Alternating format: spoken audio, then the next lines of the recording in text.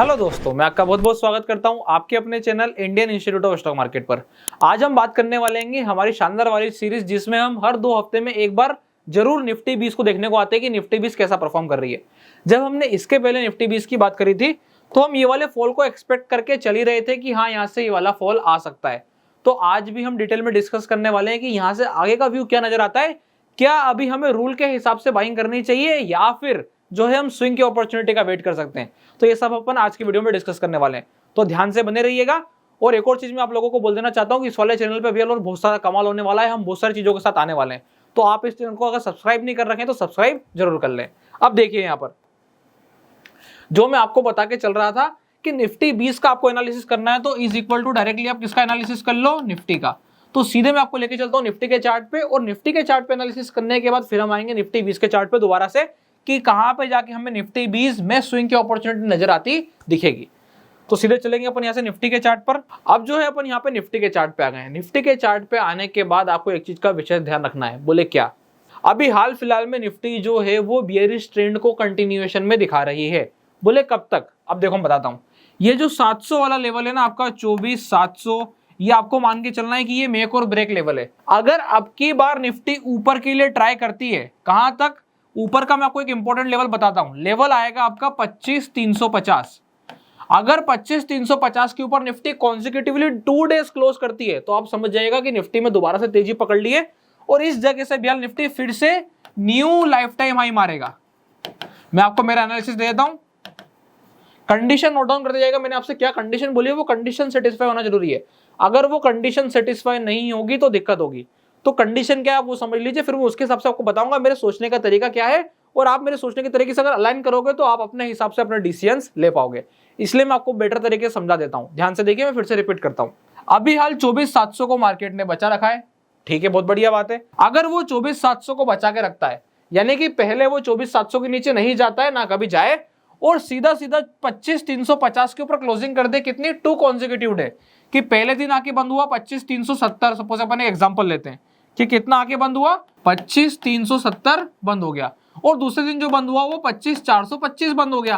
तो ऐसे 2 दिन की कॉन्सेक्यूटिव क्लोज अगर इस 350 के लेवल के ऊपर आई तो आपको धीमा धीमा धीमा धीमा करके मार्केट वापस से ऊपर की तरफ चलता दिखाई देगा, और कोई मेजर फॉल नहीं आएगा। अगर फॉल आएगा भी तो एक बार को ये जो गैप बना था, इस गैप के अंदर से आपको रिट्रेसमेंट देखने को मिलेगा, जो कि इसको 350 के नीचे लेकर के नहीं जाएगा। अभी हल्का ये वाला सिनेरियो नजर आता है। तो अगर ऐसी कंडीशन हमको बनती नजर आती है तो हम क्या करेंगे, हम यहाँ पे फिर स्विंग वाले नजरिए से सोचेंगे। तो उसके लिए निफ्टी 20 का क्या लेवल आएगा मैं भी आपको चल के बताऊंगा। तो निफ्टी 20 को स्विंग कब करना है मैंने आपको इसके पहले भी सिखाया, और मैं हमेशा सिखाता हूं कि स्विंग हम तब करते हैं जब हमें मोमेंटम की आशंका होती है। जैसे कि ये वाला मूव आया, हम स्विंग के लिए बैठे हैं। ये वाला मूव आया, हम स्विंग के लिए बैठे हैं। ये वाला मूव आया, हमने स्विंग के लिए एंट्री करी, मार्केट ने डिप दिया, तो हमारा क्या हुआ, स्टॉप लॉस हुआ। या फिर क्योंकि हम ETF में ट्रेड कर रहे हैं तो हम अपने नियम को चेंज कर देंगे। तो ऐसे में आपको सॉलिड वाले मूव को पकड़ना है। जब तक तेजी का सॉलिड मूव नहीं आएगा, बिल्कुल भी अपना दिमाग लगा के गिरते हैं मार्केट में स्विंग के लिए बड़ी क्वांटिटी कभी भी इनपुट नहीं करी जाती है। यह चीज मैंने आपको 10 बार सिखाई है, और मैं हमेशा ये चीज सिखाते रहूंगा, क्योंकि आदमी साइकोलॉजिकली वाली गड़बड़ कर देता है। अब आगे की तरफ बढ़ते हैं। ये थी हमारी पहली कंडीशन की हमने क्या कंडीशन सेटअप करी कि 350 के ऊपर अगर ऐसा ऐसा सिनेरियो बनेगा तो हम ऐसा देखते हैं। अब सुनना दूसरा केस, ये आप अच्छे से, अगर आपको नहीं ध्यान में रहेगा तो आप नोट डाउन कर लो। जब नेक्स्ट टाइम हम इस वाले सीरीज से वापस आएंगे तो इसी के ऊपर बात करेंगे। तो क्या ध्यान रखना है, 25,350, उसके बाद 370 और 425 की अगर लगभग इन लेवल्स के आसपास क्लोजिंग आती है, ये मैंने एक एग्जांपल फिगर आपको समझाने के लिए लिया है। आपको बस 350 के ऊपर 2 कॉन्सेक्यूटिव क्लोज चाहिए। अगर वो आ गई तो आप यहाँ पे क्या देखोगे कि आपको मार्केट टर्न अराउंड करता नजर आएगा। अब सेकंड सिनेरियो में अभी भी हम ये मान के चलते हैं कि 24,700 जो है वो इंपॉर्टेंट लेवल है, पर अब यहाँ पे कंडीशन है, अगर मार्केट ऊपर गई और 350 के ऊपर क्लोज नहीं कर पाई, 350 मतलब 25,350, अगर इसके ऊपर क्लोज नहीं कर पाई और वहां से अगर अब की बार फॉल करेगी तो ये 24,700 को ब्रेक करते हुए सीधा जाके कहां रुकने वाली है, 23,500 के लेवल पर रुकने वाली है। इसके पहले रुकने वाला कोई नहीं मिलेगा। 23,500 से 24,000 के बीच में जाके आपको फॉल का स्टॉप नजर आएगा। क्यों? क्योंकि यहाँ पे कंटिन्यूअस फॉल आएगा, और कंटिन्यूअस फॉल आने के बाद इसके नीचे मार्केट निकलेगा और 23,500 के आसपास जाके सस्टेन लेगा। भी 23,500 का फिगर हम इस वाले लेवल के आसपास से निकाल करके लाते हैं। तो ये चीज का आपको विशेष ध्यान रखना है। 23,500 के नीचे मार्केट कब सरक जाएगा, अगर उसने 700 के नीचे एक बार या 2 बार भी कंटिन्यूअस क्लोजिंग दे दी तो आप देखोगे कि आपको बड़ा बड़ा फॉल देखने को मिलेगा। हो सकता है हमको एक दिन में 400-500 पॉइंट का फिर से फॉल देखने को मिले। तो उसमें क्या करेंगे, उसमें क्या कंडीशन रहेगी, कोई पैनिक नहीं करना है, शांति से बैठना है, क्योंकि हमें पता है कि मार्केट कहां जा रहा है।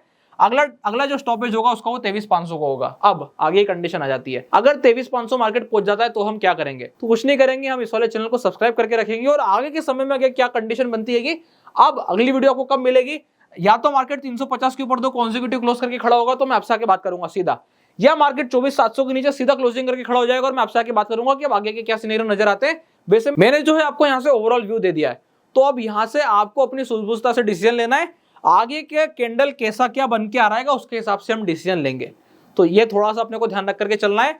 ऐसे में अगर मैं एक सजेशन सिर्फ ये देखता हूँ कि अगर कोई लॉन्ग पोजीशंस लेके चल रहा है तो 24,700 के नीचे उसका स्टॉप लॉस बिल्कुल रेडी होना चाहिए। 700 निकला और मैं मार्केट से बाहर हो जाऊंगा, बस इतना सा काम उसको करके चलना, उसको कभी भी दिक्कत नहीं आएगी। अब इसी से अगर आप निफ्टी 20 का अंदाजा लगाने जाओगे तो कुछ नहीं करना है, आपको अपने निफ्टी का एनालिसिस कर लिया, इतना एनालिसिस अगर आप कर लेते हो तो आप यहाँ पे आके निफ्टी 20 का एनालिसिस करने के लिए एकदम रेडी हो। निफ्टी 20 किसको फॉलो कर रहा है, निफ्टी को फॉलो कर रहा है with small amount of tracking error, ज्यादा एरर नहीं आता है, बिल्कुल प्रिसाइजली वो निफ्टी को फॉलो करता है। ETF का काम ही यही है, ETF जो है पैसिव इन्वेस्टिंग के हिसाब से बनाया गया और उसका काम ही यही होता है।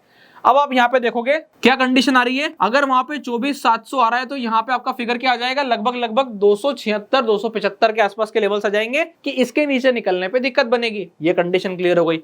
दूसरा, ऊपर में अगर कॉन्जिक्यूटिव क्लोज की बात करी जाएगी तो वहां पे 350 था, तो यहाँ पे हम बात कर लेते हैं 282 की 282 की ओवर टू कॉन्जिक्यूटिव क्लोज आ जाएगी तो हम वर्किंग करना शुरू करेंगे, स्विंग के नजरिए से सोचेंगे। पर जरूरी नहीं है कि यहाँ 282 के ऊपर क्लोजिंग आ गई तो वहां निफ्टी 350 के ऊपर क्लोज करेगी, तो बोले किसी एक को फॉलो करना पड़ेगा। तो देखिए अब आप क्या सोचिएगा कि मैं निफ्टी 20 के रेट से कोई लेना देना रखता ही नहीं हूं, मैं देखता निफ्टी को हूं, निफ्टी जैसा डिसीजन लेती है उसके अकॉर्डिंग जो भी निफ्टी 20 का प्राइस आ रहा होता है मैं उस पर जाके बाय या सेल करता हूं। सिंपल सा कॉन्सेप्ट है, अपन ने कॉन्सेप्ट ही आसान कर दिया। क्या कॉन्सेप्ट कर दिया कि मैं सिर्फ और सिर्फ निफ्टी को देख रहा हूं। अब अगर निफ्टी 350 के ऊपर दो कॉन्सेक्यूटिव क्लोज करेगी और मुझे प्राइस एक्शन समझ में आता होगा, उस वक्त अच्छा दिख रहा होगा, तो मैं जाके क्या करूंगा, यहाँ पे सिस्टमेटिक प्राइस एक्शन को देखूंगा और उस प्राइस एक्शन के हिसाब से निफ्टी 20 पे आके फटाफट रिएक्ट करूंगा। तो ये वाला काम जो है यहाँ पे आकर के इतना आसान हो जाता है कि आप सिर्फ और सिर्फ निफ्टी को देख के सारे डिसीजंस ले लोगे। अब यहाँ से साथ में एक और चीज आती है कि अगर निफ्टी ऊपर चल रही है तो आपको थोड़ा सा दिमाग ये लगाना है कि कौन सा सेक्टर, अगर आपने सही सेक्टर आइडेंटिफाई कर लिया तो फिर आप उस सेक्टर के ETF में भी जाके ट्रेडिंग कर सकते हो। तो ये सारे सिनेरियोज आपस में इंटरकनेक्टेड है, बस ये डिपेंड करता है कि आप बेटर स्विंग की अपॉर्चुनिटी, अगर हम सिर्फ ETF की बात करें तो कैसे निकालोगे। तो उसके लिए मार्केट की डीप रिसर्च चाहिए। आप आराम से सैटरडे संडे बैठ करके और शांति से एक एक स्टॉक का एनालिसिस कर सकते हो। जो कोई भी स्पेसिफिक सेक्टर में अगर आपको मूव नजर आता है तो आप आराम से वहां पे स्विंग की अपॉर्चुनिटीज को कैप्चर कर पाओगे। अब मैं स्विंग की अपॉर्चुनिटीज क्यों बोल रहा हूं, मैं इसलिए बोल रहा हूं क्योंकि मार्केट क्या हुआ है, मार्केट गिरा है। अगर आपने मेरी प्रीवियस वीडियो देखी होगी, जब मार्केट चल रहा होता है मैं कभी भी स्विंग की अपॉर्चुनिटी का नहीं बोलता, मैं हमेशा क्या बोलता हूं कि आपको अपॉर्चुनिटी मिलेगी यहाँ पे वेल्थ क्रिएट करने की, कि मार्केट बढ़ रही है, थोड़ा गिरेगी मैं थोड़ा खरीदूंगा, थोड़ा गिरेगी मैं थोड़ा खरीदूंगा, तेजी होती जाएगी, काम चलता जाएगा। अब क्योंकि यहाँ पे मार्केट ने फॉल कर दिया है शार्प, तो एक अच्छी कंडीशन क्या आ गई है कि यहाँ से अगर आप मार्केट बॉटम बना के पलटेगा तो एक लंबी रैली के लिए जाएगा और उस लंबी रैली का फायदा उठाने के लिए हम स्विंग के ट्रेड करते हैं। ये था ओवरऑल सिनेरियो जब हम बात करते हैं निफ्टी 20 के एनालिसिस की। अब आगे हमें क्या ध्यान रख करके चलना है, इस वाली वीडियो को लाइक कर देना है, चैनल को सब्सक्राइब कर लेना है, ताकि आप इसी प्रकार के इस वाली सीरीज से जुड़े रहो जिसमें हम कंटिन्यूअसली निफ्टी 20 की आगे चर्चा करते रहेंगे। क्योंकि निफ्टी की बात हुई, इसका मतलब ओवरऑल हमने ब्रॉड मार्केट की बात कर ली है। इसके अलावा अगर आप लोगों ने अभी तक अपना डीमेट अकाउंट नहीं खुलवाया है तो डिस्क्रिप्शन के नीचे लिंक मिल जाएगा, आप जाकर अपना डीमेट अकाउंट ओपन करा सकते हैं। तब तक के लिए बहुत बहुत धन्यवाद।